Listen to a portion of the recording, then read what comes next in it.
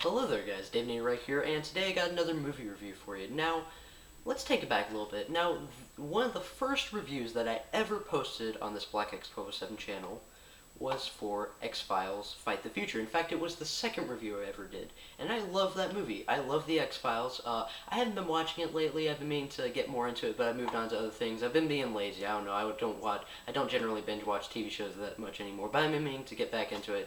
As soon as I finally catch up on The Walking Dead, because I've been meaning to catch up on that as well. But anyways, I love the X-Files, and I love the movie. I really thought it was a great movie, just a great continuation of the series, even for non-fans of the series. I love the relationship between Scully and Mulder. The dialogue was great. It was exciting, very entertaining. The story was great.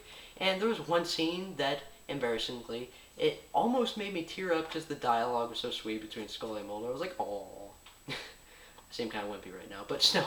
Anyways, I say all that because now I'm finally reviewing the sequel. Over a year after I posted that original review. It's a long time coming, but as it turns out, I watched this movie over a year after I finally watched the first movie.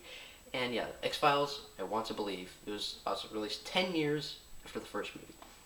Now, this is a continuation of the series because the series, of course, ended in 2002. So this is 6 years after, and it's the reunion of the actors Gillian Anderson and David Duchovny. And basically the plot, let's finally get into the plot. I'm taking too long to get to the point of this review. I apologize for that. Now, essentially, it's or an FBI agent. She gets captured, or well, she gets kidnapped, and it's Fox and Mulder. I mean, Fox Mulder and Dana Scully are brought in. Like Fox Mulder doesn't do work anymore, but Dana Scully finally convinces him to get back on the force briefly so that they can try to solve this murder, or not murder, but they try to solve this mystery and find out where the FBI agent is, and see if they can find it. And it turns out there's more stuff going on than they think, of course, as these things always turned out, and get a mystery. Now, this is not at all an action movie. By no means is this an action movie, so do not go into this, if you take anything I say in this review to heart at all and you want to see the movie, just do not go into this expecting an action movie. This is a straight mystery, and a very good one at that. Honestly, I do not think this is as good as the first movie, but it is very good. It's just like a good episode of The X-Files, just continued, or just elongated to be almost 2 hours long, or well, more like an hour and a half actually. And yeah, it's very interesting. I love the acting. Dan Scully and Gillian Anderson. I get them confused. I accidentally called Gillian Anderson Dan Scully all the time, but Gillian Anderson, David Duchovny, and all the other actors, they're great in the movie. There's a guy who plays a former Catholic priest, and I can never remember the name of the actor's name. The name of the actor. Gosh, I'm tired apparently. But he's a great actor. I think his first name is Billy. But anyway, I've always loved this actor, and he does a great job here. And all the characters are likable. Pretty much all the new actors that bring in, they do their part for the movie very well. And there was one part where I won't say who, but they brought back a character from the show for the movie towards the end. I was like, oh, that guy. it was a little nerd moment for me. It was pretty cool. And overall, I really like the flow of this movie. It can be kind of slow. But despite that fact, it is an exciting movie, despite the fact that really, no gunfire occurs, hardly at all in this movie, if at all.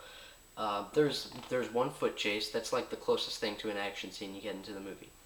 And it was a well-constructed scene, and overall, the movie is very interesting and quite entertaining, despite the fact that it can be kind of slow-paced, the mystery is well-written.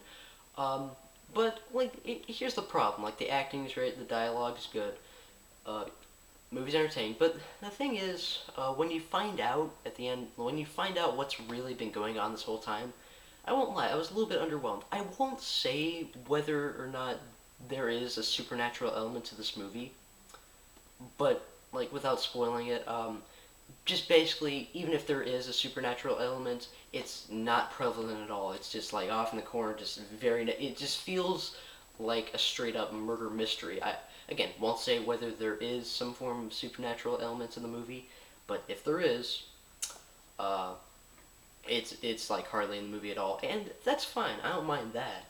And when you find out, what is going on, I was like, that's interesting, but I was hoping for a better reveal than that. Not even necessarily supernatural. It doesn't have to be supernatural to be something really like, oh wow, that's Puncher. That was pretty interesting. I didn't expect that.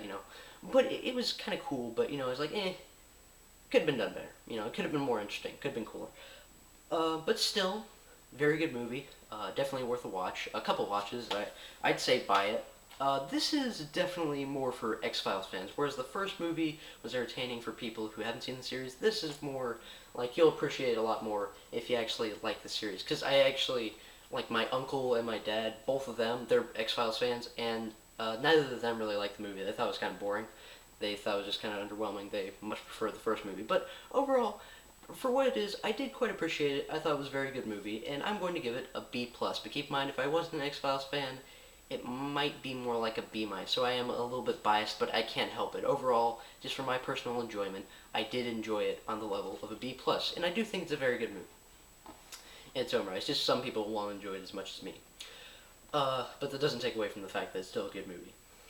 But anyway, guys, I hope you... Oh, yeah, as for the gore rating, I give it a 2 out of 7, little blood. There's a little bit more blood than I would have expected in PG-13, but anyway, guys, if you like this video, please rate and comment and subscribe, and if you want to, you can also share. Get out of... You know what? I'm doing away with that outro. The get out of my face thing, it was kind of funny for a while, but overall, while I'm not being serious, don't actually want you guys to get out of my face, it still comes off as rude and it's just kind of mean, so I'm just going to say goodbye.